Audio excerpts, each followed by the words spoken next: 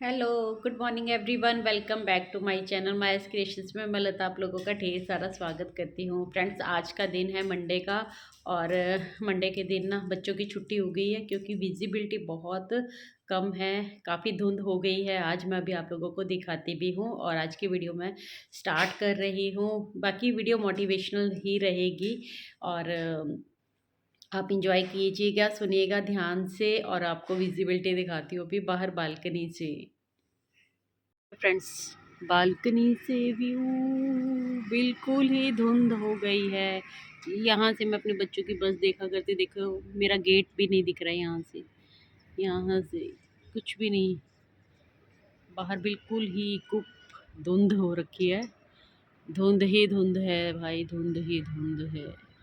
और अभी जब मैं सुबह उठी थी ना तब नहीं थी इतनी धुंध, ही अभी हुई है। 7 बजे के आसपास का टाइम है अभी, अभी हुई है ये। पहले नहीं थी, 6 बजे के आसपास नहीं थी, साढ़े पर ये अभी इतनी आ गई है। बच्चों का वैसे आज एग्ज़ाम था बट कैंसिल हो गया है, पोस्टपोन हो गया है। ये हमारा बूजो अपना वेट करते हुए, इसका डॉग वॉकर जो हमने लगाया हुआ है ना वो आया नहीं है अभी, ये उसका वेट कर रहा है ना बूजो। से हाय, हाय बोल दो, हाय ऐसे हाय बोल दो। हाय नहीं बोलना, हाय हाय हाय। चलो अंदर चलते हैं, बहुत ठंडी हो रखी है, ठंडी। चलो अंदर, अंदर चलेंगे। अंदर नहीं, अंदर जाना। मैं अंदर जा रही हूँ, अंदर जा रही हूँ मैं। सो फ्रेंड्स, सुबह का काम निपटा कर मैं आ गई हूँ अपने रूम में और आज का काम है जो वो स्टार्ट करूँगी। आज मैं बहुत ज़्यादा काम तो नहीं कर पाऊँगी बट एक साड़ी पर बेल्ट है जो वो लगाऊँगी, तो उसमें भी आधा पौना घंटा है जो मुझे लग जाएगा। और उसके बाद फिर वही है कि बच्चों के एग्ज़ाम पोस्टपोन हो गया है, लेकिन पता नहीं चल रहा है कि कल के दिन है या नहीं है। देखते हैं कि क्या होता है आगे। और फोग है, स्मोग है, सब कुछ है जो मिक्स हो रखा है मौसम में, इस वजह से ही है जो छुट्टी हो गई है बच्चों की। तो कल भी पता नहीं कि स्कूल होगा या नहीं होगा। जब बच्चे घर पे होते हैं ना तो काम काफ़ी जो रूटीन होती है ना वो बिगड़ जाती है। काम को जैसे तैसे मैनेज करना पड़ता है बस। तो इसी तरीके से रहेगा। और फिर एग्ज़ाम्स भी हैं तो बच्चों पे वैसे भी और दिनों के मुकाबले ज़्यादा ध्यान देने की ज़रूरत होती है। तो फिर मैं अपने सिलाई के काम को इतनी प्रायोरिटी पे नहीं रखती हूँ। मुझे होता है जैसे मैनेज हो जाए, जैसे किसी का अर्जेंट है तो अर्जेंट दे दूँ पहले काम, इस तरीके से बस मैनेज कर लेती हूँ। तो चलिए आज की इम्पॉर्टेंट वीडियो है, स्टार्ट करते हैं। देखिए फ्रेंड्स, 5 बातें हमेशा याद रखना। आप जब रिश्ते में कदर ना हो तो मौन की ताकत को ही अपना सब कुछ बना लेना चाहिए। फ्रेंड्स, होता क्या है ना, कई बार ना हम बहुत से रिश्ते ऐसे होते हैं जो हमारी लाइफ में जब नए आते हैं। देखिए कुछ रिश्ते तो ऐसे होते हैं जो खून के होते हैं, जो हमें बाय बर्थ मिल जाते हैं, लेकिन कुछ ऐसे रिश्ते होते हैं जो हमें लाइफ में मिलते रहते हैं, है ना।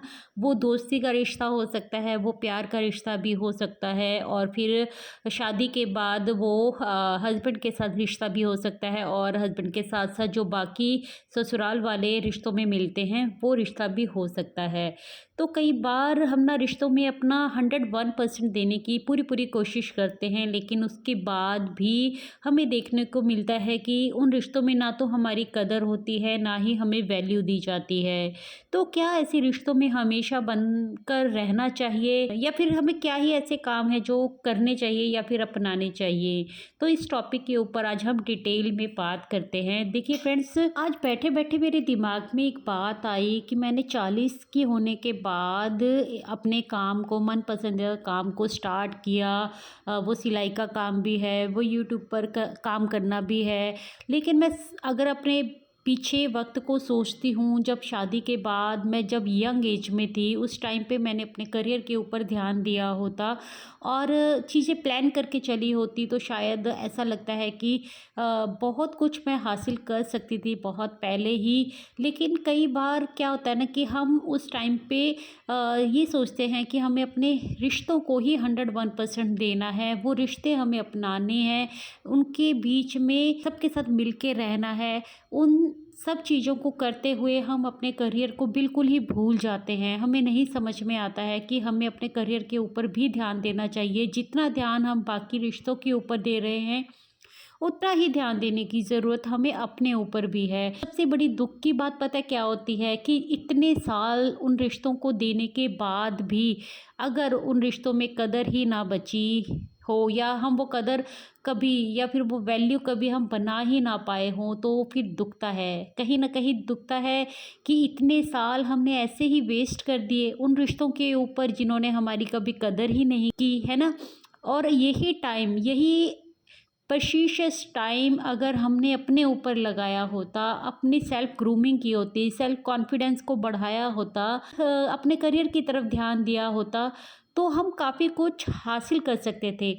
तो ये बातें मेरे दिमाग में चल रही थी, तो फिर मुझे लगा कि मेरी बहनें ऐसी बहुत सारी हो सकती हैं जिन्होंने मेरी तरह ही ज़िंदगी जी होगी, और मैंने तो अपना काम स्टार्ट कर लिया है, बट हो सकता है कि अब भी वो 40 की हो गई हों और 40 पार हो गई हों, या फिर अब 30 प्लस भी है, कोई मायने नहीं रखता। लेकिन अभी भी अगर आप इन सब रिश्तों में ही सिर्फ बंद कर रह गई है ना, तो मुझे लगता है कि 2026 में आपको अपने ऊपर भी इन्वेस्ट करना चाहिए, क्योंकि आप जब अपने ऊपर इन्वेस्ट करेंगे ना, तो आपको पता चलेगा कि कितना ज़रूरी होता है ये सब। क्योंकि जब तक हम वो चीज़ें करते नहीं हैं ना, सिर्फ दूसरों को करते हुए देखते हैं, तो हमें लगता है या तो फिर वो नामुमकिन है या फिर वो मुझसे नहीं हो पाएगा। लेकिन यकीन मानिए, वो जैसे दूसरों से हो सकता है वैसे ही आपसे भी हो सकता है। बस आपको एक स्टेप बढ़ाने की ज़रूरत होती है। वो स्टेप ही आप जब तक नहीं बढ़ाएंगे ना, तो आप आगे कैसे बढ़ेंगे? देखिए फ्रेंड्स, मैंने खुद ने रिश्तों के साथ बहुत सारा समय है जो अपना बर्बाद किया है। अपने एक्सपीरियंस के साथ ही मैं आज की वीडियो में आप लोगों के साथ बात कर रही हूँ। मैं चाहती हूँ कि आप भी सिर्फ इन सब चीज़ों में फंसकर अपना जीवन बर्बाद ना करें, क्योंकि होता क्या है ना कि ज़रूरी नहीं है हर गलती हम करके ही सीखें। गलतियों से इंसान सीखता ज़रूर है, लेकिन कई बार दूसरों की गलतियों से भी हमें कुछ सीख ले लेनी चाहिए और जीवन में आगे बढ़ना चाहिए। देखिए फ्रेंड्स, सबसे पहले आपको ना मौन की ताकत को समझना होगा। जब किसी रिश्ते में कदर नहीं होती है ना, तो सबसे ज़रूरी होता है मौन को अपना लेना। कई बार हम सोचते हैं कि हमने इस रिश्ते में बहुत कुछ दे दिया अपना, हमने हमेशा उनको प्यार किया, उनको सम्मान दिया, लेकिन उस रिश्ते से हमें वो बैक में क्यों नहीं मिला? ऐसा कैसे हुआ, है ना? और कई बार हम सोचते हैं कि हम ऐसा क्या करें कि वो इंसान हमारे लिए पछताए या फिर कभी ना कभी हमारे पास लौट कर आए। मुझे ऐसा लगता है इन सब चीज़ों में कुछ रखा ही नहीं है। जब जिस रिश्ते ने आपकी कदर ही नहीं की है, जो कभी आपको समझा ही नहीं है, उसको आप अपनी ज़िंदगी में वापस लाना ही क्यों चाहते हैं? पछतावा उनकी नज़रों में देखना ही क्यों चाहते हैं? आप इस तरीके के मौन को अपनाइए कि बस आपको कोई फ़र्क ही नहीं पड़ता, वो इंसान फिर आपके बारे में क्या सोचता है, वो पछताता है या नहीं पछताता, या फिर पछताकर लौट कर आना चाहता है, डज़न्ट मैटर। आपको इन सब चीज़ों के पचड़े में पड़ना ही नहीं है।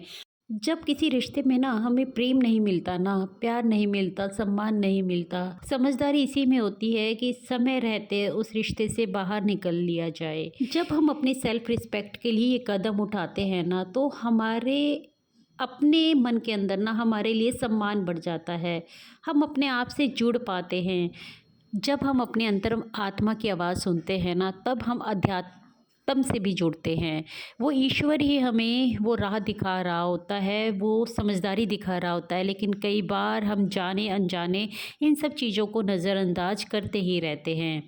तो कहने का मतलब ये है कि जब किसी रिश्ते में कदर ना मिले, आपको पता है आप बार बार प्रयास कर कर के थक चुके हैं, लेकिन उसके बावजूद भी आप कोई कदम नहीं उठा रहे हैं ना, आप कुछ नहीं कर सकते, कोई बात नहीं, बट अंदर से आप मौन धारण कर लीजिए। उन रिश्तों में बार बार उलझिए मत। उससे क्या होता है ना, आपकी खुद की एनर्जी है डाउन होती जाती है और आप अपने लिए कुछ भी बेहतर नहीं कर पाते हो फिर। क्योंकि ये सांसारिक रिश्ते जो होते हैं ना, वो हमें इसलिए नहीं मिले होते कि हम अपनी ग्रोथ को ही रोक दें, हम अपने वजूद को ही मिटा दें और सिर्फ उनके अंदर ही लगे रहें और उन सब चीज़ों में ही अपने टाइम, अपना एफर्ट्स, एनर्जी सब वेस्ट करते रहें। तो अगर हम यही सब करते रहेंगे तो हमारे इस जन्म का फ़ायदा ही क्या होगा? हमने अपने लिए तो कुछ किया ही नहीं।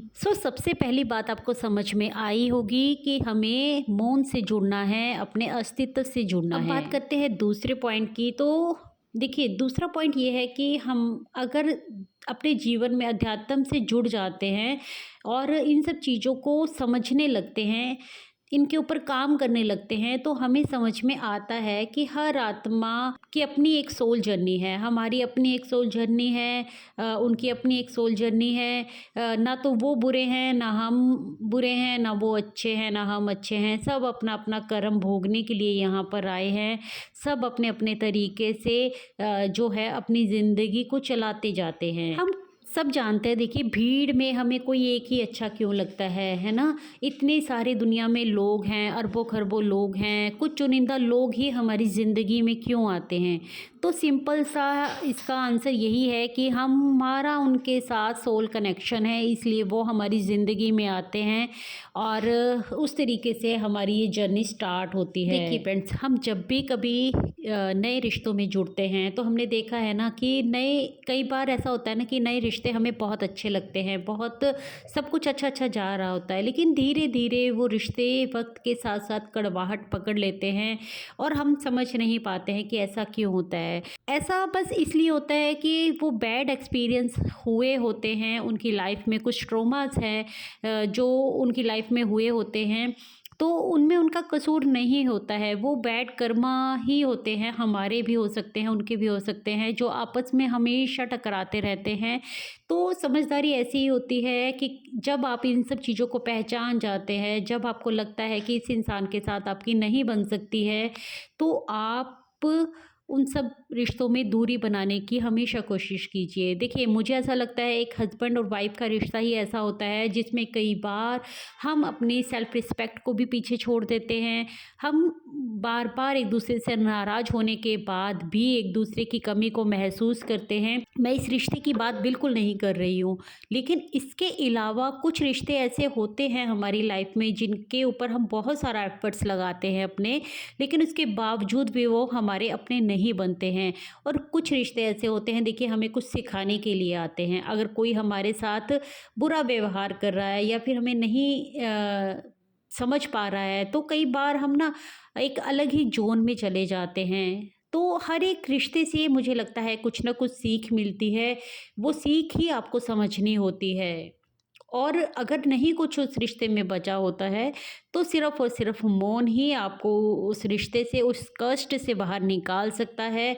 किसी को बार-बार कोसते रहना और फिर उसके साथ भी रहना, उन रिश्तों में भी पड़े रहना, इन सब चीज़ों का सॉल्यूशन फिर कुछ नहीं निकलता है। आप हमेशा सारी ज़िंदगी ऐसे ही परेशान बने रहते हो और अपनी ज़िंदगी को सँवार नहीं पाते हो। और अपने जब तक आप अध्यात्म से नहीं जुड़ते हो ना, जब तक आप अपनी अंतरात्मा की आवाज़ सुनना शुरू नहीं करते हो ना, तो आप अपनी ज़िंदगी का असली मकसद भी नहीं समझ पाते हो। आपको नहीं पता चलता है कि आपको आगे करना क्या है। चलिए अब तीसरे पॉइंट को समझने की कोशिश करते हैं। देखिए फ्रेंड्स, हम अपनी भी बात करें या दूसरों की भी बात करें, हर इंसान अपने तरीके से अपनी लाइफ में सुकून चाहता है, खुशी चाहता है, अच्छी ज़िंदगी चाहता है। तो जब आप अध्यात्म से जुड़ते हैं ना, तो आपकी अंदर ना पॉजिटिविटी बढ़ती है, आपका माइंड है ना बेहतर तरीके से सोच पाता है।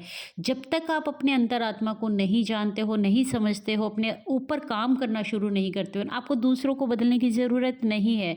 आप अपने ऊपर एफर्ट्स लगाओगे तो उसका रिज़ल्ट भी आपको ही मिलेगा, लेकिन जब आप एफर्ट्स दूसरों के ऊपर लगाते रहते हो ना, उसका रिज़ल्ट आपको कभी नहीं मिलता है। इसलिए मौन की ताकत को समझो और अपने ऊपर एफर्ट्स लगाने शुरू करो। देखिए फ्रेंड्स, कई बार ना रिश्तों में हम कुछ ज़्यादा ही डेस्परेट हो जाते हैं। सामने वाले को उतना चाहिए ही नहीं होता जितना हम न्योछावर कर देते हैं, क्योंकि वो समझ ही नहीं पाते हैं।